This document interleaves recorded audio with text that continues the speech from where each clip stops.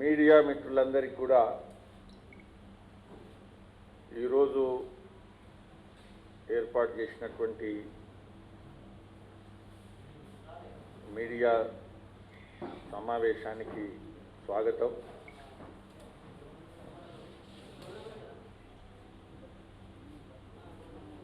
తెలంగాణలో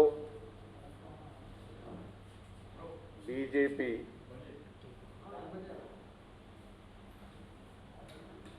ఈ నెల 24వ తేదీ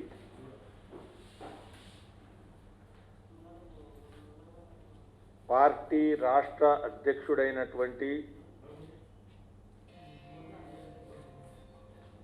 బండి సంజయ్ కుమార్ గారి నాయకత్వంలో పాదయాత్ర ద్వారా ప్రజల మధ్యకు వెళ్ళేటువంటి కార్యక్రమాన్ని ప్రారంభిస్తున్నది. ఈ విషయం మీ అందరికీ కూడా తెలుసు. అందులో భాగంగా పార్టీ విస్తృత స్థాయిలో ప్రయత్నాలు తయారీ ప్రారంభించింది. ప్రముఖులు, నాయకులు అందరూ కూడా కార్యకర్తల్ని వివిధ స్థాయిల్లో సమాయత్తం చేసేటువంటి ఈ పాదయాత్ర కార్యక్రమాన్ని విజయవంతం చేయడం కోసం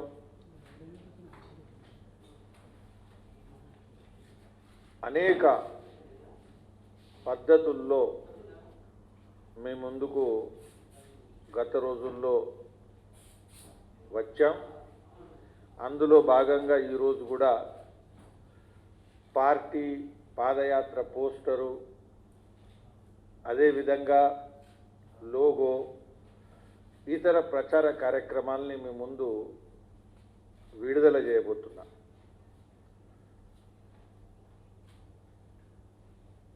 అన్ని రాష్ట్రాల్లో మాదిరిగా కాకుండా తెలంగాణ రాష్ట్రం 2014లో కొత్తగా ఏర్పడ్డ తర్వాత ఒక నూతన ప్రభుత్వాన్ని, ఒక నూతన పార్టీని, ఒక ఉద్యమానికి నాయకత్వం వహించినని చెప్తున్నటువంటి నాయకుణ్ణి ముఖ్యమంత్రిగా ఎన్నుకొని ఈ రాష్ట్రము, ఈ రాష్ట్ర ప్రజలు అభివృద్ధి పదంలో ముందుకెళ్దాం అనేటువంటి ఉద్దేశంతో యాత్ర ప్రారంభించడం జరిగింది. భారతీయ జనతా పార్టీ తెలంగాణ కోసం ఇటు రాష్ట్రంలో అటు కేంద్రంలో పార్లమెంట్లో ఉద్యమంలో పాల్గొని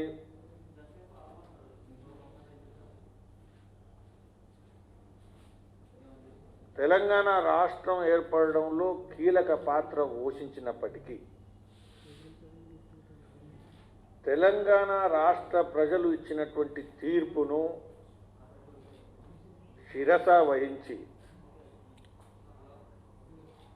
ఇచ్చిన అవకాశాన్ని వినియోగించుకొని కేంద్ర ప్రభుత్వం ద్వారా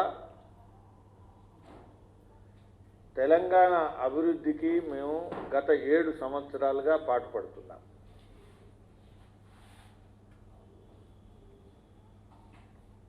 ఈ తెలంగాణ రాష్ట్రము గత 7 సంవత్సరాలుగా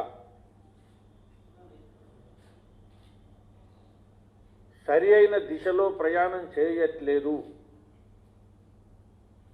ఇది ప్రజల మధ్యకు మేము తీసుకెళ్ళబోతున్నాం. గత 7 సంవత్సరాల్లో తెలంగాణ రాష్ట్ర ప్రజలు ఏం పొందాము ఏం పొందలేదు అనేది కనుక బేరీజు వేసుకుంటే మొదలు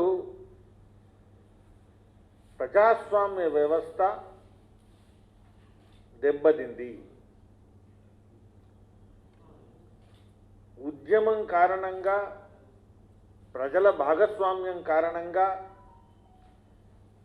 ఇంకా ప్రజాస్వామ్యం హద్దులు విస్తృతపడతాయి, విస్తరిస్తాయి. సమాజంలో భాగస్వామ్యం కానటువంటి పక్షాలు కూడా లాభపడతాయి. సాధికారత పెరుగుతుంది.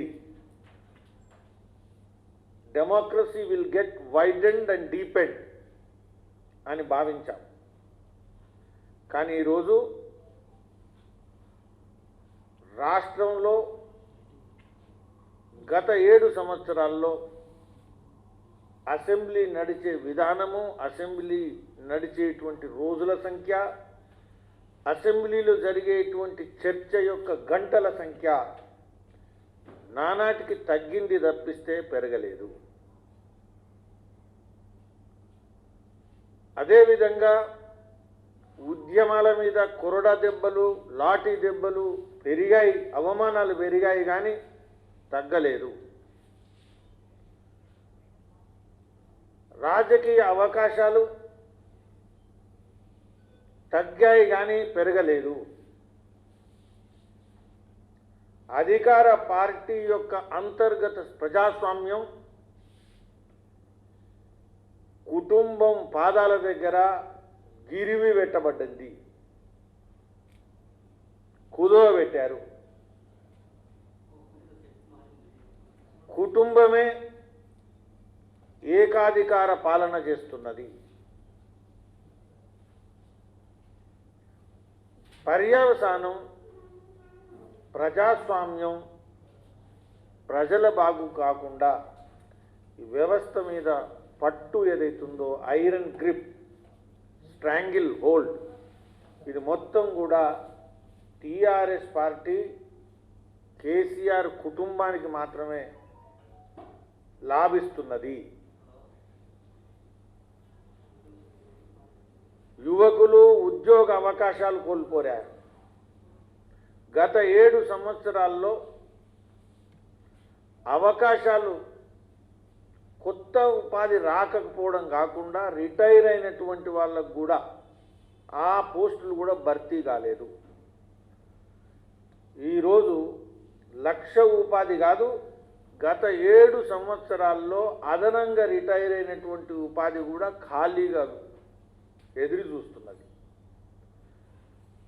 పోలీసు ఉద్యోగాల నుంచి మొదలుకుంటే విశ్వవిద్యాలయాలు, విద్యాలయాలు, టీచర్సు, లెక్చరర్సు, ప్రొఫెసర్సు, నేను చెప్పాను ఇంతకుముందు, ఉస్మానియా లాంటి ఉద్యమ కేంద్రమైన విశ్వవిద్యాలయాల్లో 70-80% టీచింగ్, నాన్ టీచింగ్ స్టాఫ్ లేదు.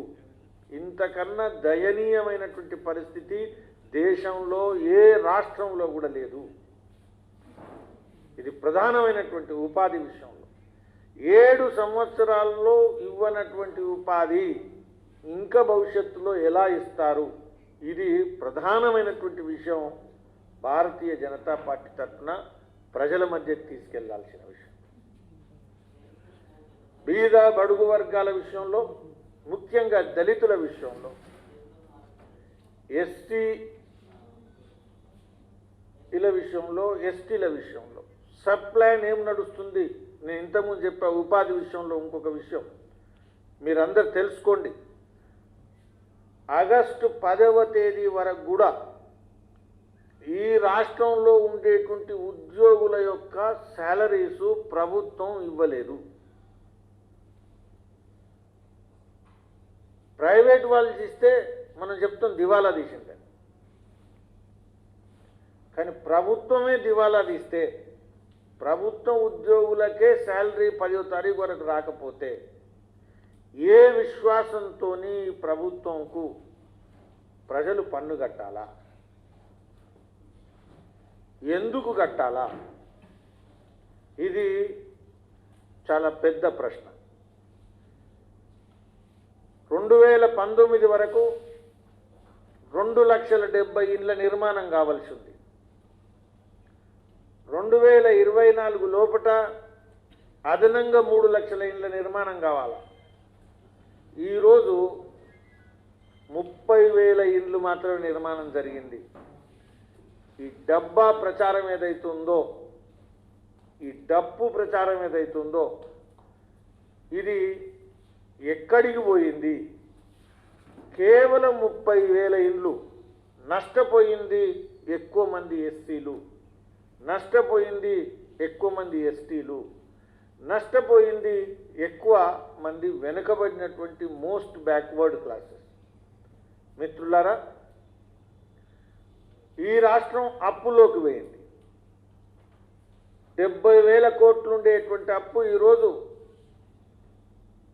2,70,000 దాటింది, 3 లక్షల కోట్లు దాటుతున్నది. ఈ అప్పులు తెచ్చినటువంటి వాటి ప్రజల యొక్క అభివృద్ధి కోసం కాదు. ఇప్పటి వరకు మహబూబ్ నగర్, నల్గొండ, దక్షిణ తెలంగాణలో ఇరిగేషన్ ప్రాజెక్టుల విషయంలో ఇంతకుముందు మాట్లాడడం జరిగింది పార్టీ వైపున. ఇవన్నీ కూడా ఈ రాష్ట్ర ప్రభుత్వంని ఎదిరిస్తున్నాయి, ప్రశ్నిస్తున్నాయి. అవినీతికి మారుపేరు ఏదైనా కావాలంటే ఈ దేశంలో A for apple, B for ball, C for cat అని చిన్నపిల్లలకు మనం పాఠం చెప్పడానికి ఎట్లయితే మాట్లాడతామో,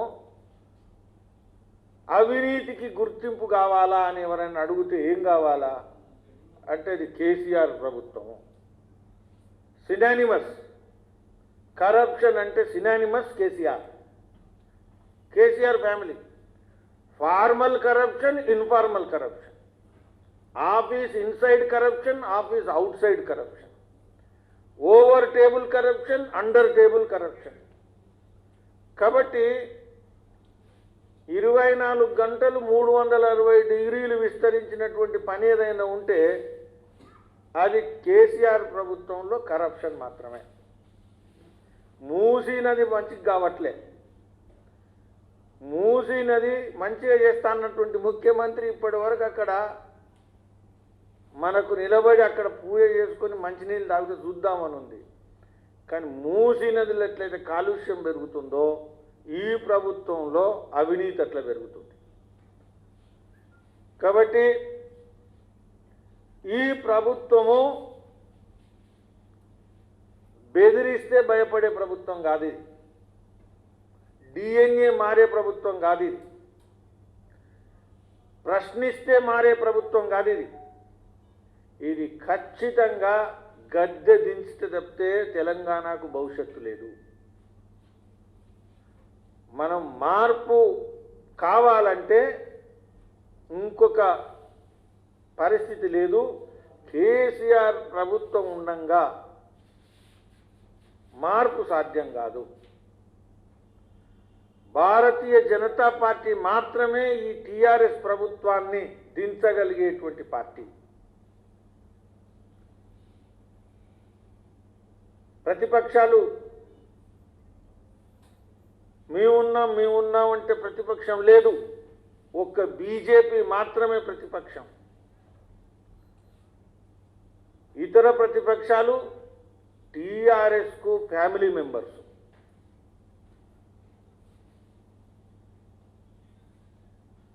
ఇంజన్ లేని పార్టీలు, కాంట్రాక్టర్లు, కమిషన్లు, భాగస్వాములు, నిజాం నిరంకుశ వారసత్వ ఫ్యూడల్ రాజకీయాలను పెంచి పోషించిన పార్టీలు.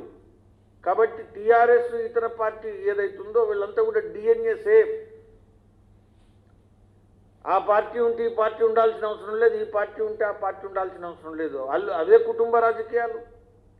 టీఆర్ఎస్ను ప్రశ్నించేటువంటి నైతిక అధికారము, ప్రత్యామ్నాయ సిద్ధాంతము అమ్ముడువోని కార్యకర్త నాయకత్వం కలిగినటువంటి పార్టీ కేవలం బీజేపీ మాత్రమే. కాబట్టి ఈ ప్రజా సంగ్రామ యాత్ర ఏదైతుందో ఇది మార్పు తయారీ యాత్ర. మార్పు కోసం జరిగేటువంటి జన చైతన్య యాత్ర. ప్రజల్లో ఈ ప్రశ్నలను బలోపేతం చేసి ప్రజల్లో ఒక విశ్వాసం, మార్పు కోసం బీజేపీ అనేటువంటి పద్ధతిలో ముందుకెళ్లడం కోసం ఈ యాత్ర నడవబోతున్నది. ఖచ్చితంగా తెలంగాణ రాష్ట్రంలో మార్పు రాజకీయాలు ఈ యాత్ర ఒక్కొక్క రోజు ముందుకెళ్తుంటే ఇంకా బలోపేతమవుతాయి. మోదీ గారి నాయకత్వంలో దేశంలో అనేక రాష్ట్రాల్లో ఏ విధంగానైతే మార్పు తీసుకొచ్చామో ఈ యాత్రలో మాకు ప్రతినిధి సంఖ్య లేకున్నా సరి అయినంత సంఖ్యలో ఎమ్మెల్యేలు గెలవకున్నా తెలంగాణ రాష్ట్రానికి కేంద్ర ప్రభుత్వము గత 7 సంవత్సరాల్లో ఇచ్చినటువంటి అనేక అభివృద్ధి నిధులు, సంక్షేమ పథకాలు, జాతీయ రహదారులు, ఇతర పెట్టుబడులు, అనేక సంస్థలు, వీటన్నిటి విషయంలో కూడా ఇంటింటికి మా కార్యకర్తలు చెప్తారు. తెలంగాణ పట్ల జాతీయ పార్టీ బీజేపీ అంకిత భావంతో ఉంది. జాగ్రత్త, ఆఫ్ఘనిస్తాన్లో మార్పులు వస్తున్నాయి. ఆఫ్ఘనిస్తాన్లో ఏదైతే మార్పులు వస్తున్నాయో అవి 2000-3000 కిలోమీటర్ల దూరంలో వస్తున్నాయి. కాబట్టి మాకు ఇబ్బంది లేదు అని భయపడకుండా ఉండడానికి వీలు లేదు. తాలిబాన్ మద్దతుదారులు ఈ రాష్ట్రంలో ఉన్నారు. బహిరంగంగా తాలిబాన్ మద్దతు ఇచ్చేటువంటి రాజకీయ నాయకులు ఈ రాష్ట్రంలో ఉన్నారు. ఇటువంటి పార్టీలకు, ఇటువంటి సిద్ధాంతాలకు చేయూతనిస్తున్నటువంటిది, రక్షణ ఇస్తున్నటువంటిది, ఒక రకంగా లెజిటిమేసీ ఇస్తున్నటువంటి పార్టీ రాజకీయంలో అధికారంలో ఉన్న పార్టీ.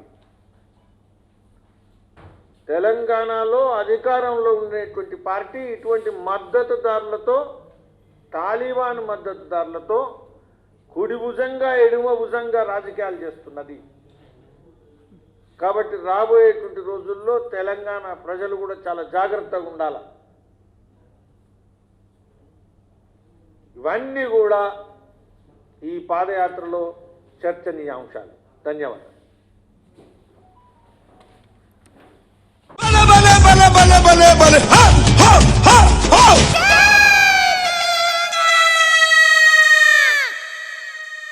తెలంగాణ అంటే ఉద్యమ బావుట.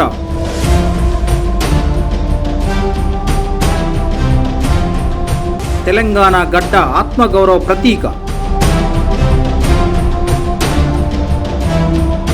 నీళ్లు, నిధులు, నియామకాల్లో వివక్ష కొనసాగిస్తే ప్రత్యేక రాష్ట్రం కోసం కొట్లాడి వందలాది తెలంగాణ వీరుల ఆత్మాహుతితో తల్లడిల్లిన నేల తల్లి.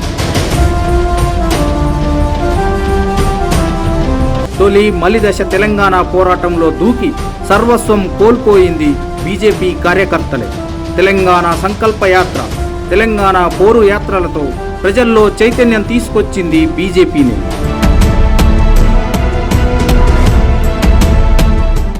పార్లమెంటు ఉభయ సభల్లో తెలంగాణ బిల్లుకు అనుకూలంగా ఓటు వేసి ప్రత్యేక రాష్ట్రాన్ని తీసుకొచ్చిన చరిత్ర బీజేపీదే.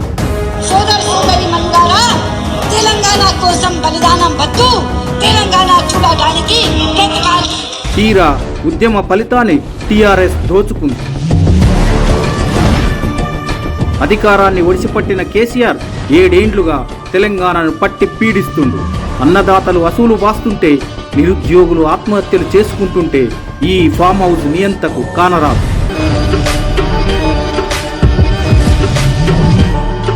కేసీఆర్ పాలనలో నీళ్లు మన పొలాలకు పారవు, నిధులు కల్వకుంట్ల కుటుంబానికి, నియామకాల ఊసే లేదు.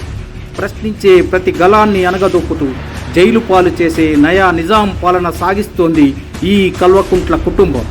ఉద్యమకారులను దూరం పెడుతూ, తెలంగాణ ద్రోహులకు మంత్రి పదవులిస్తూ, కుటుంబానికే కీలక పదవులిచ్చి, అవధులు లేని అవినీతితో తెలంగాణను అప్పుల కుప్పగా మారుస్తున్న గడీల దొర.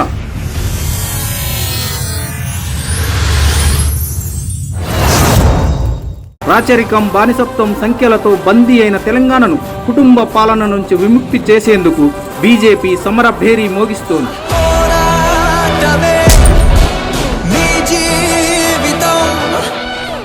పార్టీ యొక్క ప్రజా వ్యతిరేక విధానంలో ఎట్టి పరిస్థితుల్లో ఈ యుద్ధం ద్వారా తప్పకుండా ఎదిరిస్తానని చెప్పి, త్యాగం మనది, తెలంగాణ మనది, రేపు రాబోయే పాలన మనదే అన్నదే ఎజెండాగా తెలంగాణ బీజేపీ అధ్యక్షులు ఎంపీ బండి సంజయ్ కుమార్ గారు మన ముందుకు వస్తున్నారు.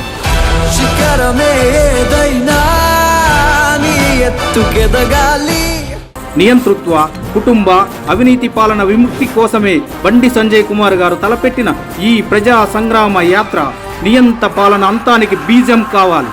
బీజేపీ కార్యకర్తల అకుంఠిత దీక్ష, సంజయ్ అన్న స్ఫూర్తితో కేసీఆర్ నియంతృత్వ కుటుంబ పాలన అంతమొందించి ప్రజాస్వామిక తెలంగాణ నిర్మాణానికి ప్రజలంతా అంకితం కావాలి.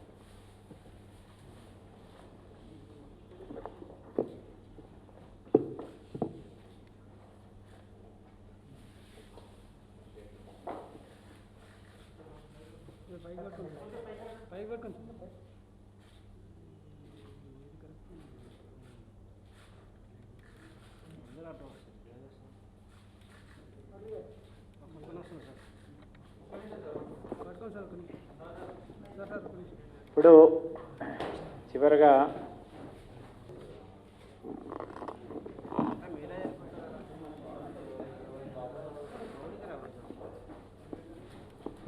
పత్రికా సోదరులకు నమస్కారం.